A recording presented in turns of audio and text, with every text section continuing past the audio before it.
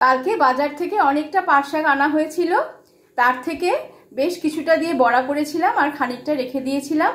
আজকে পাট শাক ভাজা করব, তার জন্য দেখুন আজকে আমি কি করে একদম সিম্পল ওয়েতে পাট শাক ভাজা করি। শাকটাকে এবার আমি একদম কুচি কুচি করে কেটে নেব।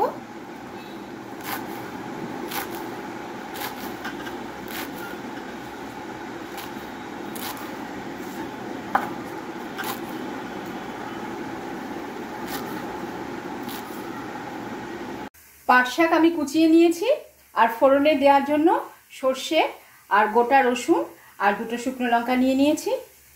এখানে সর্ষের তেল গরম করে তাতে সর্ষে, দুটো চেরা কাঁচা শুকনো লঙ্কা আর গোটা রসুন ফোড়নে দিয়ে দেব, দিয়ে একটু ভাজা ভাজা করে নেব। তারপরে ওর মধ্যে শাকগুলো দিয়ে দেবো। ফোড়নটা আমার খুব ভালোভাবে ভাজা হয়ে গেছে, আর ভাজা রসুন দিয়ে এত সুন্দর একটা স্মেল বেরোচ্ছে যে কি বলবো। এবার এর মধ্যে শাকগুলো দিয়ে দেব।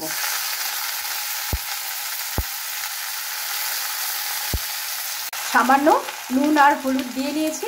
এবার খুব ভালো করে নাড়াচাড়া করে নেব।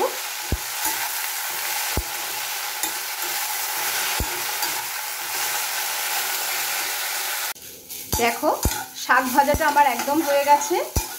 যখন আমি প্যানে দিয়েছিলাম তখন কতটা ছিল, এখন শুকিয়ে একদম একটুখানি হয়ে গেছে। এবার আমি নামিয়ে নেব। আর নুন মিষ্টি সব একদম ঠিক আছে, নুন মিষ্টি ঝাল। এবার একটা বাটিতে তুলে রাখবো।